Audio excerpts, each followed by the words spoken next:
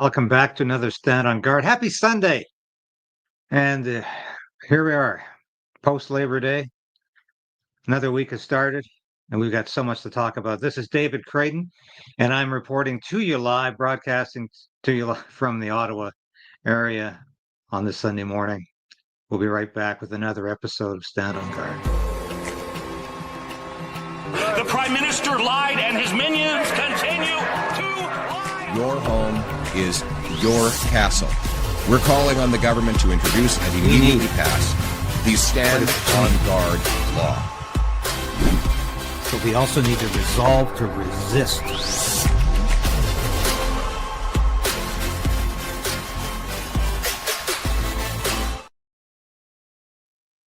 Yes, please subscribe. Please like the station where we beat YouTube suppression all the time. We're going to continue to do that with your help and your assistance and your support. But please subscribe. We've got to push those subscription numbers up. It helps us because we have been suppressed. Yesterday, I hope you caught my interview with my good friend Camille El-Sheikh. Third annual Million People March for Children across Canada is Saturday, September 20th, 2025, all over the country. But if you're in the Ottawa area, it's on Parliament Hill. I will be there. It's going to be a little less formal this year, but we need to get people out to highlight what governments, what health services, what schools and school boards are doing to our children. Let's take back control of our kids from the state. Any state that raises the children is a totalitarian or authoritarian state. Canada should still be, it's supposed to still be a democracy where parents are in control. So be there. I'm going to be putting that up every day until the event. Yeah, that's me. I'm in nobody's pocket. Update on Universal Ostrich Farms. Was hoping to talk to Katie Passitney yesterday, but I think she had a very full day meeting with the farm's lawyers. And she texted me last night, said that she was going to call and we were going to do some sort of interview. We didn't have a chance to do it, and it's very early there. And I didn't want to rouse her from her sleep this morning. But the situation is this.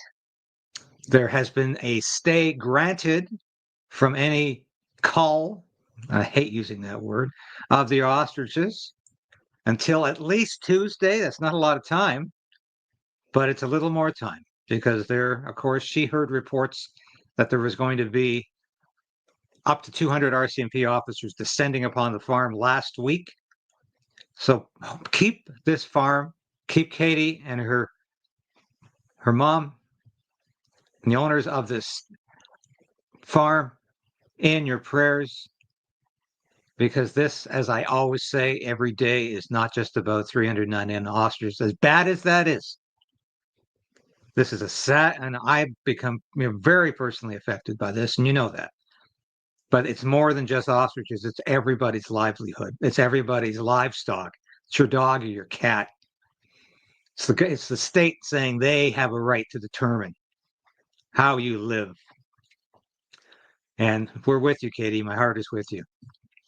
And I want to talk about this for a minute. I saw this news this morning. I didn't see it last night. Ken Dryden was my hero when I was just a kid, very, very young kid. I actually wrote, or my parents wrote, my mom wrote to the Montreal Canadiens asking for an autographed picture of Ken Dryden. I just adored Ken Dryden. I thought he was the greatest goalie, perhaps in history. It's either Ken Dryden or Jacques Plante, in my imagination, or in my assessment. But I love Ken Dryden because this was a guy who used to be interviewed, of course, after the game or sometimes in between periods. And he didn't talk like any other athlete, or certainly like no other hockey player. He wouldn't say, "Hey, we're out there hitting hard. We're playing hard, and then that's probably why we're winning."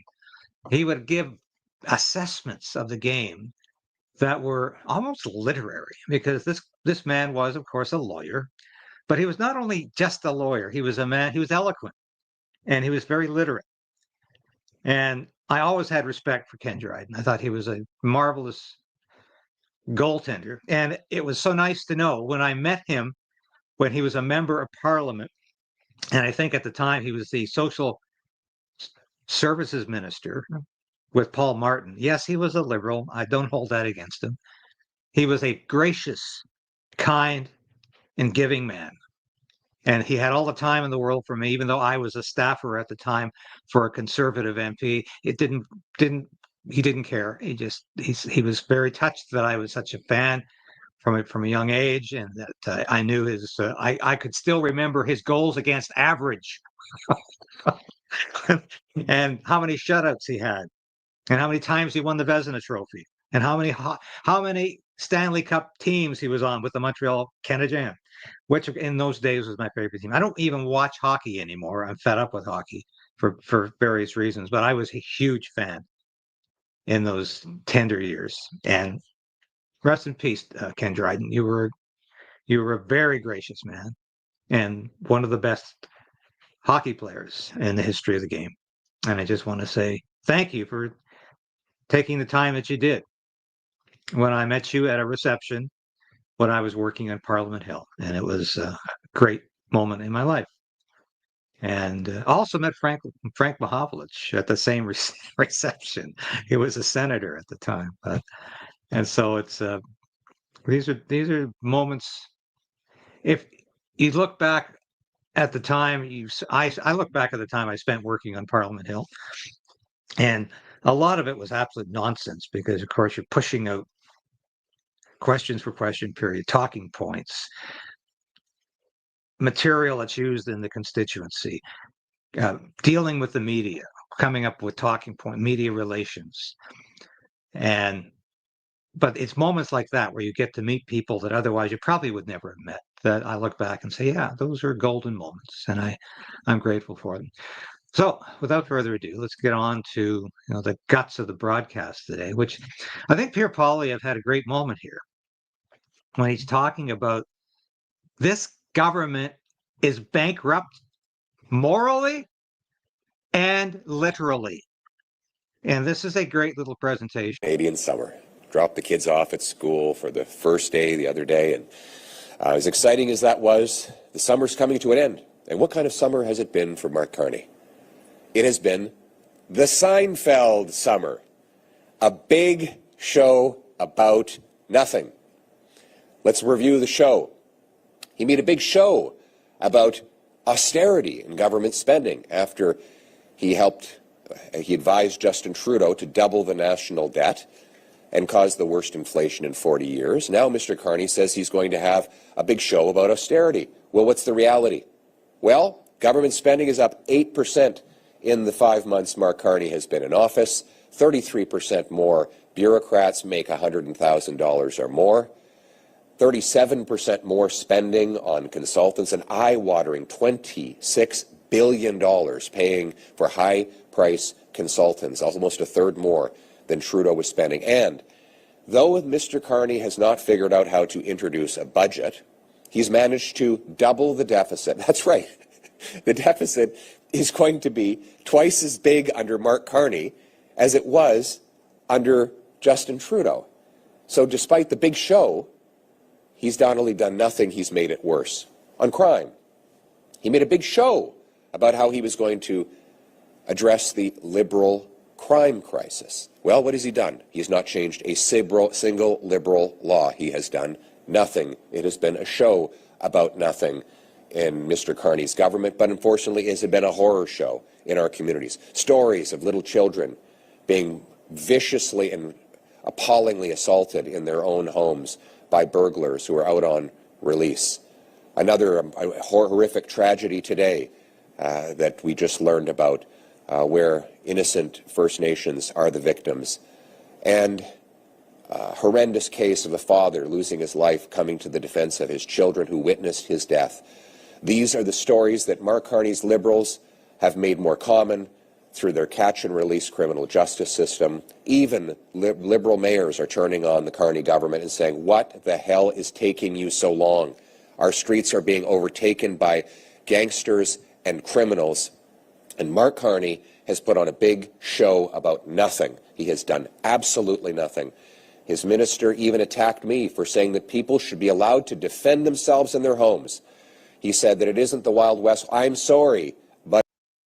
Of course, that's Sean Fraser, and we'll have more of that after this clip here. But I have to ask, why is this being completely ignored by the mainstream media? And I know you're all saying, because they're liberals. But it's beyond irresponsible journalism. Let's put it that way.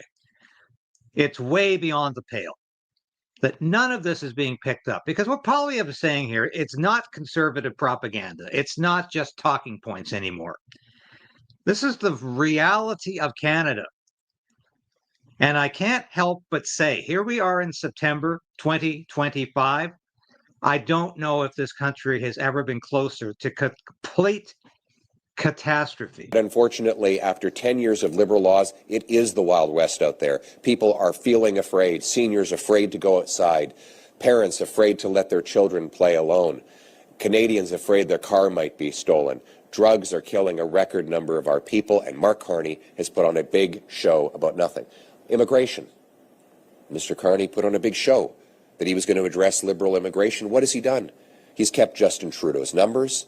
He is bringing in a record number of temporary foreign workers to take the jobs of Canadians. And yesterday, he made an appalling comment. He was asked about my proposal to get rid of the temporary foreign worker program. And what did he say? He said, oh, he's talked to business lobbyists, corporate lobbyists, and they assure him they would like to continue to bring in low-wage labor from poor countries. Of course they would, Mr. Carney. Of course they want your corporate lobbyist friends and your other elites want to stuff their pockets by shutting hardworking Canadians out of jobs. I just want to pause there to clarify something that, once again, Pierre Poilievre does not clarify here, and he needs to do that at every opportunity. He is allowing for a carve-out for the agricultural sector because, once again, as I've said in the last couple of days, talking about the temporary foreign worker program, farmers do need this program, not because they want to hire people who will work for next to nothing, not because they don't want to hire Canadians, but because Canadians don't do the jobs. They consider it too dirty, too nasty, too difficult, too early in the morning, too late at night, too strenuous, too stressful. They don't want to do agricultural jobs. So farmers have been forced to hire temporary foreign workers.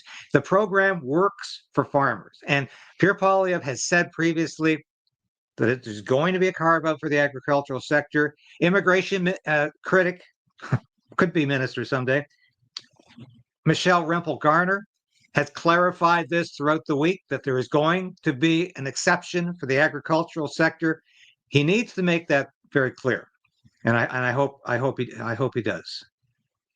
And giving those jobs to temporary foreign workers, you are not supposed to be working for corporate lobbyists. You're supposed to be working for Canadian workers, and that is why we will be pushing extra hard this fall, to put an end to the temporary foreign worker program so we have Canadian jobs for Canadian workers. And we want those Canadian workers to be able to drive to work in the car of their choice. So we will fight to put an end to Mark Carney's proposed ban on gas, trucks, and cars. And then there's been the Seinfeld show, the big show he's done on trade, tariffs, and Trump. He said elbows up. His elbows have gone missing.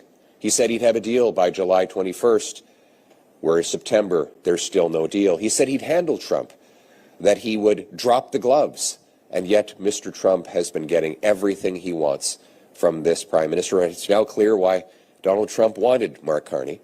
Mark Carney backs down and gives him everything he wants. Mark Carney is losing abroad, and Canadians are paying the price at home.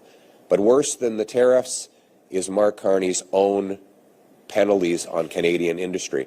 Since he took office 5 months ago, Canada has lost a net $63 billion, most of it leaving to the United States, to create American jobs at our expense. And this brings me to the next show, the Seinfeld show, about projects. Remember, he was going to build a record, we were going to build at record speeds, at speeds we couldn't even imagine. 5 months have gone by. And what has gotten built? Not one shovel in the ground on a national project. Not one permit granted. In fact, 5 months in, Mark Carney can't even name a project that he'd one day like to consider building. But he's got lots of news coverage about setting up an office. He set up an office that will one day hire people, bureaucrats, who will one day receive applications. So, but they've hired a top bureaucrat to run this bureaucracy. And she's going to be getting over $100,000 more than the Prime Minister, or about $100,000 more than the Prime Minister. I think it's $77,000 plus a year. So what is Mark Carney's response to bureaucracy? Create more bureaucracy to manage the bureaucracy. This, of course, is sort of counterproductive, and it doesn't make any sense.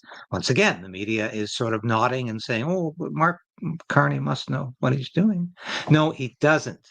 Well, he does know what he's doing. It's his objective is to destroy the Canadian economy and to devalue the US dollar, to devalue the Canadian dollar, and increasingly siphon everything to Europe. And that's exactly what's happening. Now, just a note here, later in the show, we will have an incredible clip from Whitney Webb, the researcher author who has her finger on the pulse of the globalist agenda. And she makes an interesting link in this clip that we'll be showing you with Mark Carney. And I'm going to do my utmost to get Whitney Webb on this show. No promises. She's very hard to get a hold of. No, she has been. And I'm going to make that a priority. I got an email finally from Naomi Wolf the other day. Actually, that's the first time I've actually went directly to her in quite a while. And she will be on the show after the 15th to talk about some incredible research and her latest book, which is explosive. I'm going to say literally explosive, but it's almost literally explosive. It's so incredible. But here's Pierre Poilievre responding to a question from Rebel News' David Menzies, whom I've known for many years. And it's great that Rebel and other independent new media are being invited to Pierre Poilievre's news conferences. And I take my hat off here to Poilievre for doing that. Mr. Poilievre, literally as we are speaking right now, just a little bit north of this hotel in Vaughan, a funeral is taking place for Abdul Aleem Faruqi. As you know, this is the 46-year-old father who paid the ultimate price in defending his family against home invaders. And yet yesterday, York Regional Police Chief Jim McSween, he held a news conference and he said a couple of things. One is that he wants citizens to comply during a home invasion and wait for police to arrive. He also said, quote, not to take matters into their own hands, end quote. It almost seems as though Chief McSween wants law-abiding citizens to be compliant victims. And of course, last week, in response to your comments about... I gets into Sean Fraser here, but I found this statement by this York Regional Police Chief to be just incredible. This is a news conference he said this at. Comply, he said. Just let them take over your house. And maybe the cops will get there in time to stop some of the damage. This was just like the police officer, I think it was last summer, or actually it might have been a year ago now, who said, leave your keys by the front door so the carjackers can just easily access them, take your car, and probably leave you alone. Well, maybe they will, maybe they won't. Maybe they'll come upstairs and terrorize you. Don't do anything about it, though. Don't, because that's not complying. The country has gone crazy when cops start to talk like this. And of course, this this was not some accidental statement, some whoopsie. The chief shouldn't have said that. Chief didn't really mean that. News conferences are well planned for. They're well rehearsed. They get their public affairs flacks telling the chief exactly what to say, how to say it, how to stand. And this was no accident. So, but Pierre Poilievre doesn't actually answer the first question. He answers the second strengthening self-defense laws. The Justice Minister, Sean Fraser, stated on X, quote, "This isn't the Wild West, it's Canada. Canadians deserve real solutions that make us safe, not slogans that inspire fear and chaos for Pierre's political survival," end quote. My question, Mr. Poilievre, is what is your response to the comments made by Chief McSween and Justice Minister Fraser? Well, let's start with Sean Fraser's comments. He says it's not the Wild West out there. Oh, really? Maybe he should talk to Mr. Faruqi's family, this courageous and heroic man who came to the defense of his children, children who will be traumatized for the rest of their life by watching their father mercilessly killed by a criminal who should be in the slammer. And I hope that those children will, as much as their lives are going to be much more difficult, I hope that as they get older, they understand the true hero that their father was. I'm sure he didn't want to be defending his family. He wanted to be sleeping in bed like the rest of us, but he did it because of the instinct of a father to stand and fight and defend his home and his family from an invader. He shouldn't have had to, but liberal laws turn criminals free on our streets again and again and again. The Liberals have known this for years. Police officers, mayors, community groups have been crying out for an end to the Liberal catch and release criminal justice system. And yet Mark Carney, who's been Prime Minister for 5 months now, decided to go on vacation before ever reversing those laws, and made an even bigger mistake in appointing Sean Fraser as his Justice Minister, a man who first ruined the immigration system as the immigration minister under Trudeau, and then ruined the housing market as the housing minister. And to give him a third chance to screw something up, Carney has put Sean Fraser in charge of this. It's no wonder crime is raging out of control. My message is that we want to end the Wild West, lock up the criminals and throw away the key. 3 strikes, you're out. You 3 violent offenses, you go to jail and you never get out. And I'll add this. People have a right to defend their home. Your home is your castle. Someone comes into your house and threatens your family, you should have the right to take force against them to defend your family. That's what Conservatives propose with the Stand on Guard Act, and that is what we will fight for in this fall session. Thank you. Great stuff. Every man a king and every home a castle. I won't tell you who said that one, but if anyone out there knows who said that, put it in the comment section. Great quotation. I love that one. Pierre Poilievre is right on top of this issue, and this is where he needs to be. Yeah, he's a little late getting to it, but the Liberals will never get to it. And that's the point. A lot of people have said to me, well, Poilievre's really, really tardy on this one. Should have come up with this years ago. Perhaps. But do you think the Liberals will ever get there? No. Sean Fraser has said, oh, if you want to defend your home, it's like the wild, wild west. Well, it's like the wild, wild west if you don't have the right or the means to defend yourself. If you're in a gunfight without a revolver or a sidearm, that's what it's like.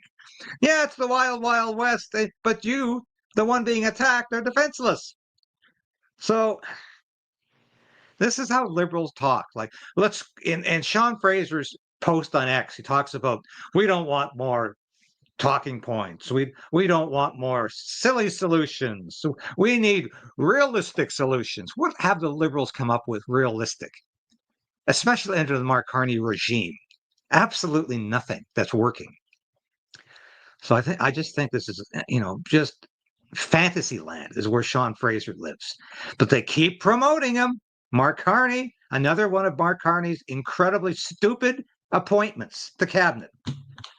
Here's Whitney Webb. And of course, a lot of you know Whitney Webb. She is an incredible author and researcher. I know there's some people out there who don't like her. That's beside the point. I first saw her on Redacted some time ago and would love to have her on my show. she really is somebody who doesn't care whose apple cart she upsets. This is one reason I like her, because she's not in the pocket of any political party, any politicians. She doesn't care who she criticizes. That's what a journalist is supposed to be about. We're not working for politicians or for political parties. We're not propagandists. We should be able to criticize anybody as we see fit, and as God gives us the right to do that. But here's Whitney Webb making some incredible comments about Mark Carney. Some associates of Epstein, like Flavio Briatore, are there, but also, HSBC was laundering money for drug cartels. And who didn't go after them when they were in charge of the Bank of England? Mark Carney, who is now Prime Minister of Canada. Administration does not plan to release further documents, and they've said that. And I guess there's this planned congressional hearing where they've subpoenaed the Clintons and some other things, some other people, but I anticipate that'll be a pretty controlled hearing. I don't think you're going to hear any questions about Mark Middleton or Chinagate there, or what Epstein was doing those 17 times he went to the White House. It's all going to be about everything that happened after Clinton was no longer president, which is, if you look at how the Epstein case has been treated with respect to Bill Clinton for years now, it only focuses on Clinton after he left office. It's the same for Bill Gates too. They only focus on the Gates-Epstein relationship after Gates was no longer chairman of Microsoft. So I know this is not news to all of you out there, because if you're watching this station, if you're watching this channel, you know that we're being lied to, we're being used, we're being played, that all of these politicians, all of these political leaders, they know each other. And they were so involved with Jeffrey Epstein. And of course, we're not going to get the whole truth from government, because they don't want you to know the whole truth. They're so implicated. They're so tarred with all of this. And of course, it's going to remain a big fat secret unless we keep agitating and we keep compelling the authorities to give us more information. I certainly hoped we would not see this reticence on behalf of the Trump administration. It makes me very suspicious about why there's such hesitation to release more of this information.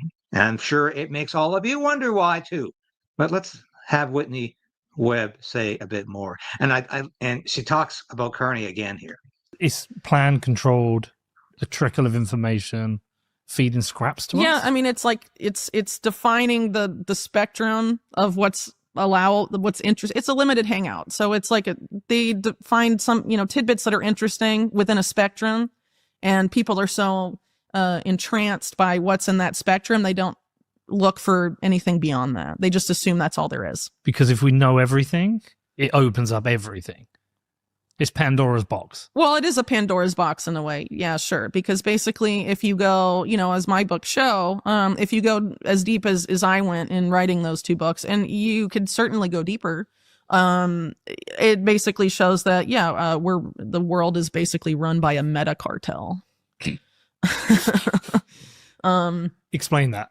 Well, I would argue, it is a cartel. It basically operates with impunity, and they have no accountability for all of their crimes, even when they're exposed here and there. Some people just are protected and above the law, almost inexplicably. And as I point out in my book, it's a lot of the same actors over and over again, the same institutions, and you can see when one institution crumbles, another one pops up in its place. So as an example in the book, I talk a lot about the Bank of Credit and Commerce International, BCCI, that implodes in 1991. It's covered up by William Barr when he was Attorney General, who covered up Iran-Contra, the Promise Software scandal, and BCCI, all as being Attorney General, and later would return to kind of do that and for Trump 1 when he was Attorney General again. But after BCCI implodes, a lot of their portfolio of, organized crime and shady interests goes to the banks of, that are sort of, related to this guy named Edmund Safra. And Edmund Safra dies in his home supposedly from the story is very bizarre, but from arson allegedly set by his American nurse because she wanted to set a fire and then save him from it, but then didn't save him from it. Yeah. It's fine. Anyway, he was very good friends with Robert Maxwell and a lot of these figures that pop up all over the place in the Epstein case. And then who absorbs his banks? HSBC. They basically take those over, and then HSBC gets exposed. I forget. I think that it wasn't the Panama Papers, but it was like one of those consortium of journalists that published these leaks, basically revealed a lot of prominent people that were part of these HSBC Swiss accounts that had been inherited from Safra. Epstein was one of them. Some associates of Epstein, like Flavio Briatore, are there. But also, HSBC was laundering money for drug cartels. And who didn't go after them when they were in charge of the Bank of England? Mark Carney, who is now Prime Minister of Canada. And everyone's leaving. And while he was head of the Bank of England, there's pictures of him hanging out with Ghislaine. Who's, Father Robert Maxwell was banked by Safra, among other things. So. Well, I remember him. So, yes. Why hasn't Mark Carney ever been asked about those pictures of himself and his wife standing around, sitting around with Ghislaine Maxwell? Nobody's ever asked that question. In fact, a friend of mine asked that question during the federal election campaign.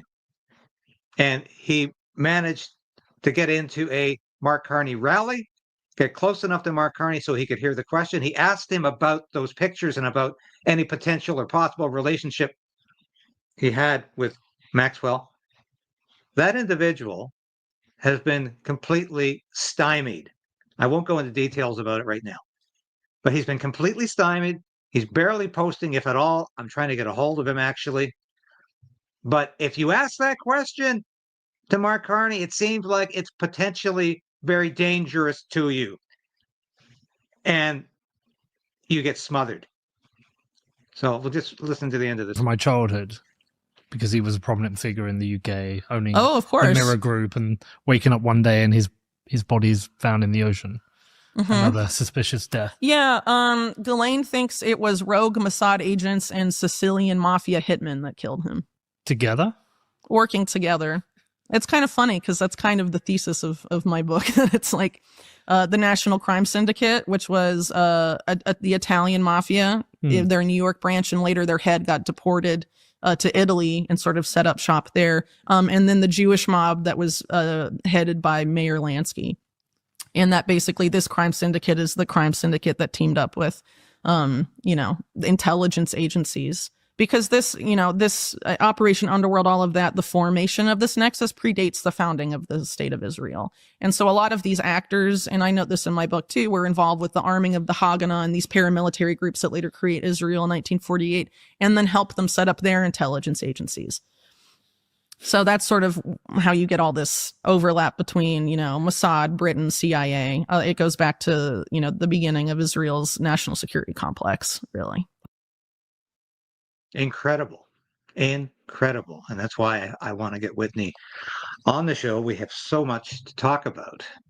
And this is incredible. I'll be back in a minute or so after I show you the merchandise to conclude the show.